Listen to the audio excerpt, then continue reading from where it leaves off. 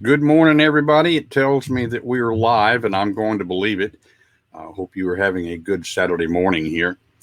Seemed like a good time for us to talk about camera anxiety in Zoom. You guys know, if you've been following me, we've been talking about effective use of Zoom for the last couple of weeks. Not so much the technology of it, but just how to be effective with it. We're having to do this more and more, and when I say having to, I really ought to say we get to, because there are advantages to it, just like there are disadvantages. But I've become aware here lately that, in particular, we are seeing people who are reluctant to come on camera. And it's understandable, okay? But the reason to pay some attention to this is that Zoom's strength is in that sense of presence, the sense of being connected. And if we have things that interfere with that, then we're losing that strength. And one of those things that can happen is that people will not turn on their cameras. You lose that sense of presence. Now, if you are joining us here live or during a replay, either one, if you would go to StreamYard.com/Facebook and give permission, then your comments can show up here. It's a way for you to be able to take part. StreamYard.com/Facebook. And it may even be that you would like to come on here with us as we talk about this, so you can join in at livewithdon.com. Don't get the wrong ideas. That doesn't say live with Don. Can't do that. Okay, but livewithdon.com. Be glad to have you on to talk about this aspect of camera anxiety. Now, to set this up, I wanted to share with you some of the top reasons that Cornell University found in a study why students don't turn on their cameras. This doesn't necessarily work in a business environment, but I think there are some commonalities here that make it worthwhile for us to think about. The number one reason was that people were concerned about their personal appearance. And again, I think that makes sense, but then turning the camera off is not necessarily a good way to deal with that. Before you go to a live meeting, for example, you pay some attention to your personal appearance. Just do that before you get on with Zoom. At least with Zoom, we just have to worry about what shirt we have on, right? Now, I think there is a sense that we are more likely to be seeing people as if we are face to face. And perhaps that's where the concern comes from. But there are things that we can do to address that. Another concern that students mentioned was concern about people behind you showing up. And that's more a matter of your camera placement. Now, there are limited places you can put your camera. In my house, where my camera is located, there is a concern that the only place that really works well, there's a cluttered kitchen behind me. And so that's the reason I've got a virtual background, which we'll talk about in just a moment. But then that whole thing about there being other people in the household that they might go by behind you. That may be just a matter of making other people in the house aware that you've got the camera on. One that's a little hard to deal with is the weak internet concern. Now, this is a legitimate thing. If you have a weak internet connection, you can turn off your camera. The audio doesn't take up nearly as much pipeline. So it can keep you connected when you otherwise might not be. Best way to deal with this, if you can, is to connect your device via an Ethernet cable. For most people, it's not weak internet, it is weak Wi-Fi. You can also get a range extender. If you're going to be doing much of this kind of thing, it's worthwhile figuring that aspect out. The number 4 thing mentioned on the survey was other. Who knows what that is? They could fill in whatever that is. But that was number 4. So there were a lot of other concerns there. But the next concrete one is that they felt like everyone was looking at them. Now, this is more, I think, of a head thing. Okay, if you go to a live meeting, there's always the possibility of everybody looking at you. I think it feels more like that because we're all on screen. If you're on Zoom in that gallery mode, then anybody could look at you anytime, and you won't necessarily know that they are doing so. That's, again, that's more of a head thing.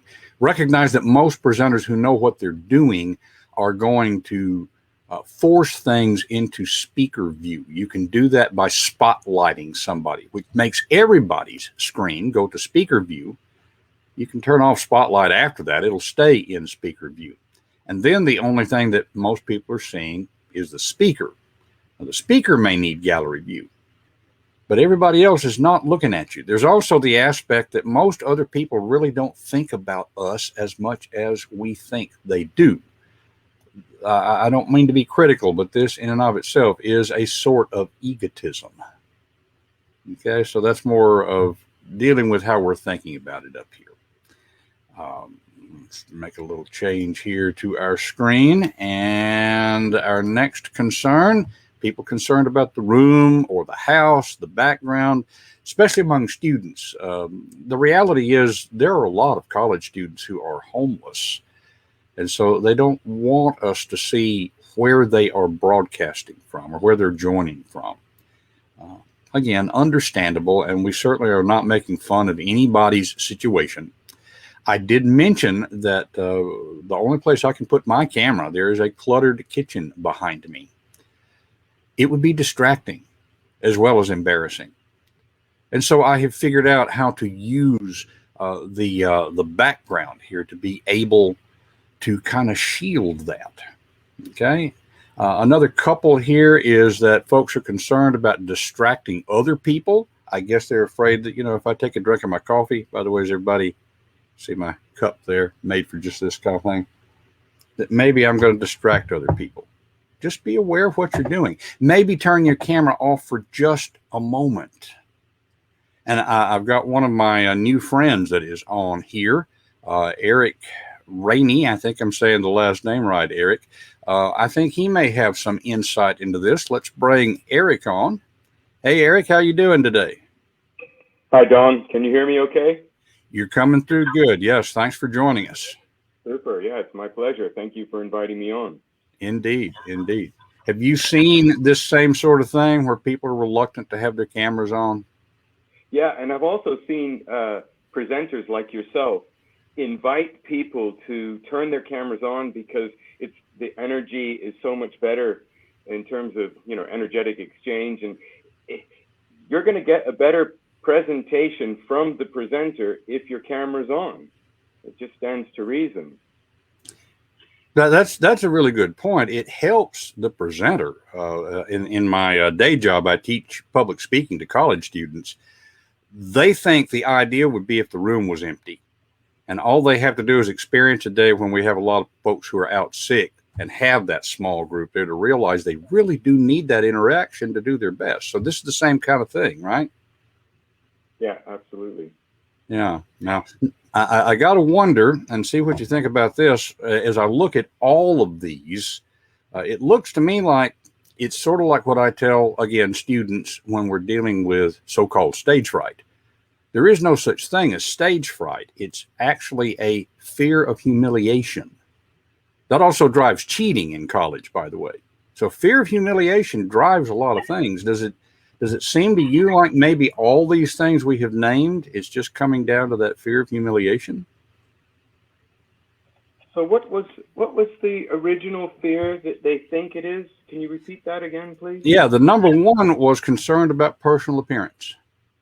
Right. And then the number two might be a little harder to see, concerned about other people behind them. But again, I think it's got more to do with being embarrassed because somebody's going behind them, they're distracting people, they're drawing attention. Could be the same thing. So you were going through those 6 things again, or the 7 things. Yeah, let's see what we had here. We had weak internet was next, which, that's a legit thing. Don't quite know what's involved in other. There's a variety thing they could name there, but felt like everybody was looking at them, concerned about the house, concerned about distracting other people. It just all seems to be driven by this fear of humiliation, which is more of an ego thing than anything. Most definitely. Yeah, I sometimes I'll be one-on-one with my coach, for instance, and she isn't particularly doing a presentation, but she does have a weak internet, and sometimes her voice voice will be broken and I won't quite hear what she says. And she goes, I'm just going to turn my camera off. And she turns her camera off, and then I've got a picture of her. But I tell you what, the energetic exchange, it just goes. Absolutely, absolutely. It doesn't just affect you; it affects everybody else. Yeah, it makes a difference. It really does. Yeah, just 1 second. Yeah, that whole fear thing, that everybody will be looking at me. Well, yeah, that's inevitable. People do scan the group and they look at other people, but they're more interested in themselves and the presenter than in you. Absolutely, absolutely. That's why I say, in a way, it's kind of egotistical to not want to draw attention to yourself. It's counterintuitive, but just not to worry about it that much. Contribute by giving that sense of presence to the conversation. I think you're missing out on one of them. Is that your full number of things, or is there more? There actually was another one from the study, which was afraid they'll see me doing something else, like I'm checking my email or whatever. Okay, well, the fix for that is just pay attention. So there is one that I think that we may have missed because of our gender. But women, if they don't have their makeup right or their hair right, guys as well to a lesser extent, but they're less inclined to go online or turn their cameras on, I should say, if they feel their best image isn't right up there.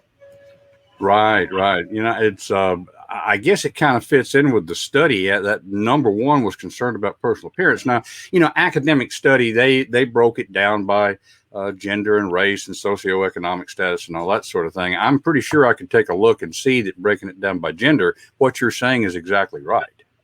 Mm-hmm. Mm-hmm. So, yeah, but you can fix that. Yeah, absolutely. And I guess what we're saying is it's worthwhile fixing it because of what it does for the whole interaction. So can I ask you a question, John? Absolutely. Let's say somebody suffers from 1 or 2 or maybe even 3 or the full house of all those reasons why they may not want to turn their camera on. What would be your number one piece of advice to overcome their fear? Good question. There is that larger concern if it is the fear of humiliation. One of the things I would suggest in real practical terms is find a Toastmasters club and join. Okay, Toastmasters and I didn't have it on a banner here. Let's make a link here so folks can find it. Toastmasters.org. There we are. They'll have a find a club button. Now, if you know anything about Toastmasters, you may think they're teaching public speaking skills. I think it's more accurate to say they use public speaking to teach communication and leadership skills. That's very and it's not an instructor situation. It is a peer situation where knowledgeable people support each other in improving. This is the number one way of learning to deal with that fear of humiliation in whatever setting. And can I just come in and say that Toastmasters educational skill, their materials are second to none, and it's so affordable. It's definitely better than necessarily going on some expensive online course. They really are superb, absolutely superb. Absolutely. There's a value to courses like that, but the use it or lose it thing, you need a laboratory. And Toastmasters is the best laboratory for developing those skills that I've seen. Yeah, it certainly changed my life radically. Absolutely.